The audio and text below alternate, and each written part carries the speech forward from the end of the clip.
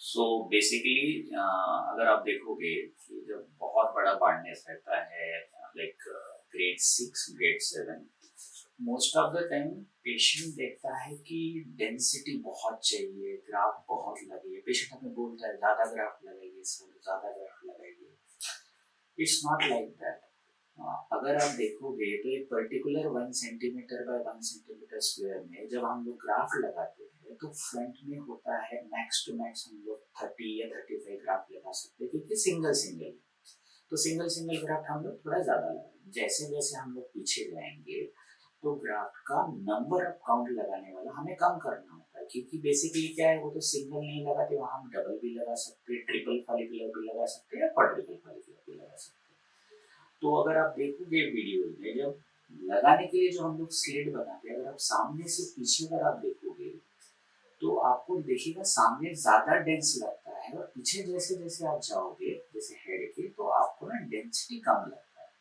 बहुत बार पेशेंट को लगता है कि ये कम लगाया है। नो, अगर हम सामने लगा रहे हैं तो सिंगल सिंगल है, लेकिन हम बीच में और पीछे अगर लगा रहे हैं, अगर आप देखोगे तो कैसे है, डबल भी ट्रिपल भी। तो जब हेयर आता है तो डबल ट्रिपल आता है, लेकिन वही डबल ट्रिपल या क्वाड्रिपल ग्राफ हम लोग सामने नहीं लगा सकते।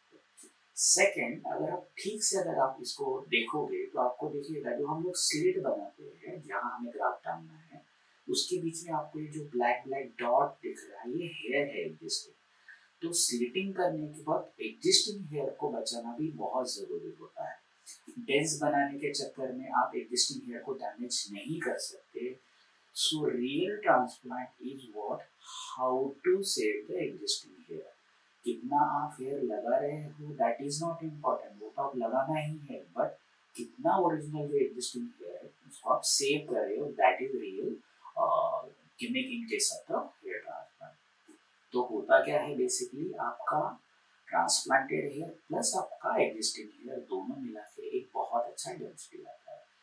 यही एक कंफ्यूजन होता है। पेशेंट बोलता है सर ज़्यादा ग्राफ्ट लगाइए, बहुत ज़्यादा ग्राफ्ट लगाइए, लेकिन अगर आपके पास एग्जिस्टिंग हेयर है तो आपको उसको बचाना ज़रूरी है। सेकेंड है, अगर आपका डोनर एरिया में आप ज़्यादा एक्सट्रैक्ट कर लिया तो क्या होगा, बेसिकली प्रॉब्लम होता है कि नेक्स्ट टाइम आपका डोनर एरिया में अगर आपको फ्यूचर में कभी भी 10 साल बाद अगर आपको रीफिल करना पड़े तो आपका डोनर एरिया तो एग्जॉस्ट हो चुका है, क्योंकि वहाँ से तो हम ग्राफ्ट निकालते हैं रूट से।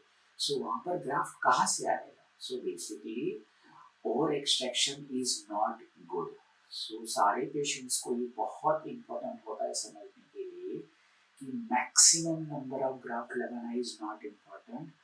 With the limited and required graft लगाकर एग्जिस्टिंग हेयर को बचाकर ज़्यादा रिजल्ट अच्छा देना, that is very important. At the same time आपके डोनर एरिया को भी हमें बचाना है फ्यूचर के लिए। सो यही चीज़ें हम लोग आपको समझाना चाहते हैं कि बेसिकली आप डेंसिटी की तरफ मत जाइए, रिक्वायर्ड नंबर ही आप लगा सकते हो। So you can see here, सामने हम लोग 30 to 35 लगा सकते हैं, बीच में हम लोग 25 to 30। जैसे जैसे आप पीछे जाओगे वैसे वैसे आपका ग्राफ नंबर कम हो जाएगा, लेकिन फॉलिकल धीरे धीरे सेम ही है जितना रिक्वायर्ड है। सो आई गेस आपको समझ में आ गया होगा कि what is the importance of saving existing hair and utilizing the proper graft in a proper way from front to back. So thank you so much.